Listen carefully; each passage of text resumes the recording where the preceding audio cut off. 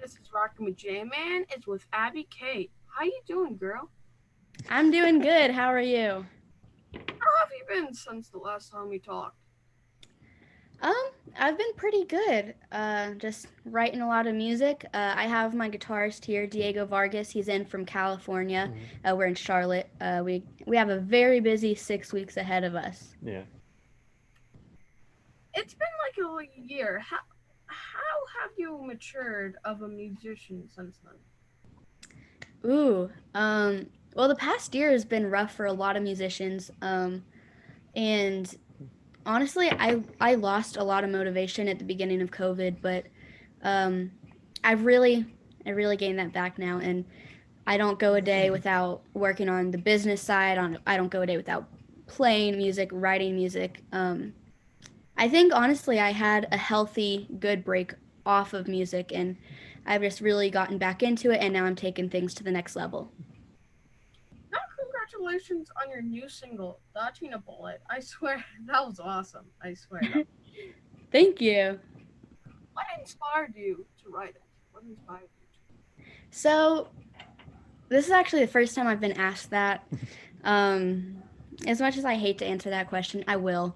My parents don't even know this story. I had a crush in like middle school, and I'm not the type of person to tell somebody that I have a crush on them.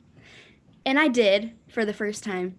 And basically, the response was, sorry, I don't like you back, but trust me, I'm a cheater. You're just dodging a bullet, I swear. And I was like, oh, that's interesting. And I really, I didn't really get into songwriting until, um, honestly, in the past year, year and a half, maybe 2 years. So I remembered that story and I was going back and, I mean, that, believe me, you're dodging a bullet. I swear. It just really kind of stayed with me. And I was like, maybe I should do something with that. And I turned it into a song about a boy that cheats on everyone and I'm dodging a bullet. Well, that's news to me. Yeah, I don't think Diego even knew that. I don't think I've ever told that story before. I guess I'm lucky. Yeah. Yeah. Well, I didn't dodge a bullet when I asked my crush in second grade. It went perfectly. Congrats, man. I did. It actually did, and I'm still hate myself till this day for doing that. I still hate myself. You live and you learn. Yep, that's the saying. I don't know if it really does work. I heard the recording process is crazy. Is that true with you guys? Yeah, so our band, we actually live, I'm in North Carolina, Diego's in California, and Crispy was in New Jersey. He just moved here. Um, and then we actually don't have a drummer, so for our first single together with the new lineup, we had a drummer in New York, and then this one we had a drummer in Nashville, Troy Laketta from Tesla, actually. And so Pay Attention was our first single with the new lineup, and we did that from our bedroom. And we had never met each other before. It was very difficult to get ideas across because we would have to actually record our ideas and then email them in, wait 2 or 3 days for a response, and it was it was pretty tough. And Yeah. then Dodging a Bullet, I swear, we actually all went to Nashville together. We met each other, and we went into the studio with Dodging a Bullet, I swear, and we came out with Dodging a Bullet, I swear 2.0. It was a completely different song. Mhm. Like I find it so funny that we started off the song. It was originally like kind of like a swung, kind of like do do ba da da ba da da da Yeah, da, kind of jazzy. and then Troy's like, "Nah, now we're making this punk," and we're like, "Okay, I'm down. Yeah. Make this punk. Make this punk. Make this punk 2021." So is this just a single, or do you have more music coming, like an album? So they're here for 6 weeks, and we are starting to work on our first album. So our album is probably going to be around 12 songs, which is kind of a lot for an album nowadays, but we already have 4 of them recorded. Pay Attention has been released as a single, Dodge and Bullet I Swear has been released as a single, and then we have 2 more singles that will be included on the album. So it'll be 4 songs that you've heard before and 8 brand new songs. Have you been working on your splits? Have you been working on your splits, or have you quit gymnastics? Oh, I quit gymnastics like I don't know. 5, 6 years ago, and then the next day I picked up music. But actually, after COVID, I got a job working as a gymnastics coach for these 5 amazing little girls. Literally changed my life. Um, and like, so every day I would go in there and I would have to do like the warm up with them. So I did work on my splits again. I have them. I can still do it. Let's see it. Let's see it. Can you do it? Or Absolutely not. yeah, I can try if you want. there's like a ledge, and there's like you could. If you did the black flip, you could probably hit him in the head. Yeah, mild concussion. Or if you did that, you could have hurt yourself because of the ledge there. If you did it like that behind you, you would definitely hit your head. So both mild concussions. So yeah, should have. Like, are you really living if you don't have at least one concussion in the book? Yeah.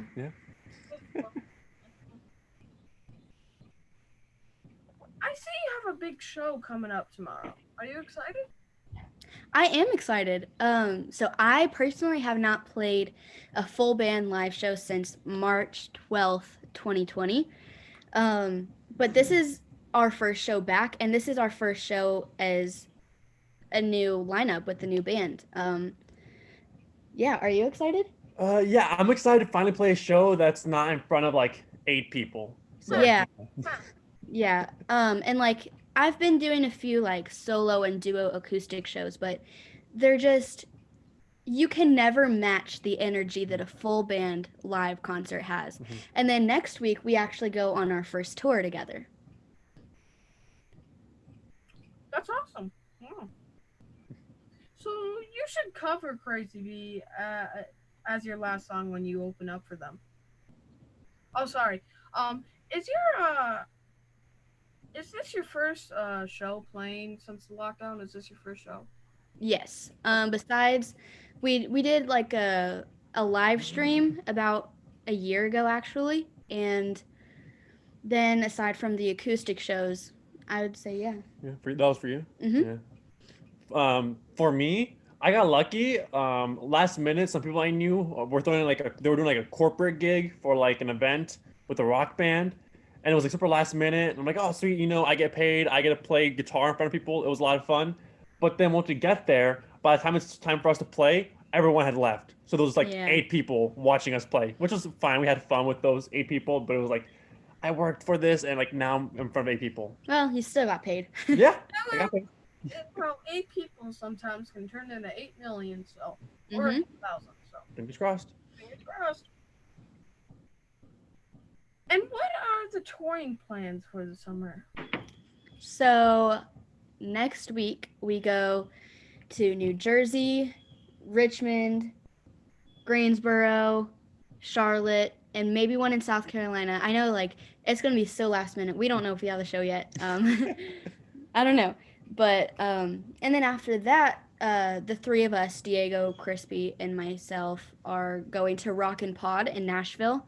I'm going to play the Rare Hair Jam the night before at the Mercy Lounge, and then we're going to be there throughout the week doing lots of interviews, stuff like that. Yeah. Wow. Who are you gonna be interviewing? I wonder if they're gonna have a voice or I wonder if they're gonna be 10. Who could know? I don't know. Yeah, who could know? What is your favorite memory from playing a show?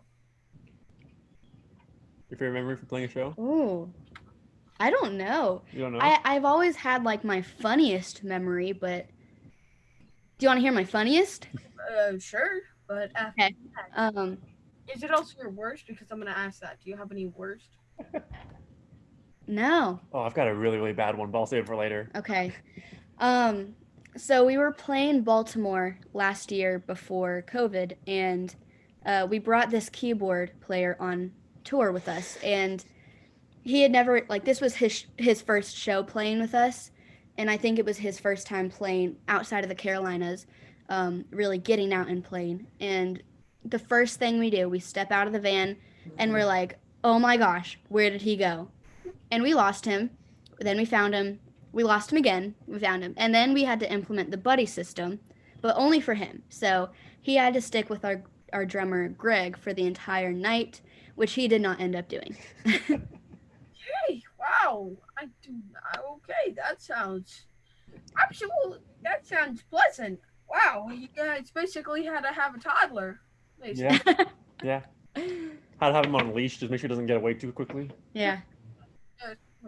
Wait, we put leashes on toddlers? I didn't know that. I thought we did that to dogs. Some people do that. People are weird. Yeah. All right. Whoa. So what's the worst actually? You said that you had a really bad one. I had a really, really bad one. I was probably like 15 or 16, like just starting to like play more often. And with the band I was with at the time, we were playing a show like in Lake Havasu and in the other side of the country. And it was a 2-night show late at night, but of course it was in the summer, so it'd be like 9 p.m. and it'd still be like 100 degrees, and it was outside. And the first night, like within the first song, my amp just dies on me, and I have to play for 2 more nights. First night, my amp dies on me, and the entire set we're just trying different things, like plugging the pedal board through the PA, having someone with a fan right next to the amp. It was a mess, but as messy as it was, stuff like that prepares you for the live show world. So it's like, okay, I've dealt with that once. If anything else comes up, I can deal with it again. I actually have a similar story. I was auditioning for a band, and I blew a fuse in my amp because they put it right in like direct sunlight, and so 2 songs in, no amp, no sound at all. Nice. Yeah. It was great. I did not end up getting into that band, but it's okay because I got my first single out of it. See, you got something out of it.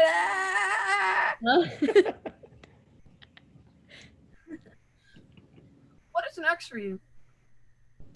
I would say after these next 6 weeks, Diego will go back home for a little bit, and then we're actually planning to move to Nashville in about March, and then hopefully sometime next year we will have our first album out and follow that with a big tour, hopefully. I have to ask, are you single? Me? Yes. No, I'm not single. But yeah, that was gonna be a real cool one. Me too, buddy. Hanging tight. Yeah. Available? Are you interested? What? I'm not. Abby, you gotta calm down. I'm okay. Oh, there. Whoa. Kyle, what's wrong with you? Whoa. Whoa. Okay. Whoa, there. You know what? Abby, move. This is our interview now. Okay. Abby, out of here. You're out of here. Yeah, What's get up? out. How you doing? Okay, what was that about? Okay, let's just get into the interview. If you could book your dream tour, who would be on the bill? Myself, opening for Hailstorm, opening for Iron Maiden. That'd be pretty Wow. I know, right? cool. Yeah, that'd be pretty cool. Sound really good. I did actually interview Iron Maiden, by the way. I did interview him. And I also interviewed What? Black Sabbath, Megadeth, stuff like that. Lots of big bands. Now Yeah, you're just jealous. That's I'm just- so that's jealous. Just Hey, mean. next time you talk to Steve Harris, tell him to look out for me. Okay, all right. You might get something. You just hold tight. Okay. How do my followers follow you? On I'm gonna Instagram, look it up. yeah, on Instagram, I think we have like 3,500. 3,700. Oh, 3,700. Twitter's our biggest platform. We have almost 6,000. Facebook is our lowest, 2,000. You're still. Our Man, I TikTok? got. Oh, our TikTok. You guys should go We're follow. on TikTok now. It's we're still learning. TikTok isn't really our thing. Diego's pretty good at TikTok, but TikTok is basically just lip syncing all day. yeah. You know what? We have some funny videos. Yeah. Diego has some funny videos Yeah. on there. Because like I used to think that too. Like TikTok's like, oh, just people lip syncing. It's lame. But the more time you spend on it, the more like you realize, oh, there's a lot of people like they'll get big with their music. Like Yeah. the music will really just blow up on TikTok. Well, I'm like, yeah, I'm gonna give it a shot. We should give it a Mhm. shot.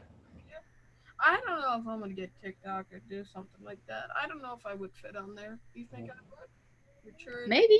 You just gotta find your niche. Like there's so many different like little circles in TikTok. Like, just find your niche and like really put your foot in there, and yeah, you can totally grow on there, man. All right, thanks. Shot.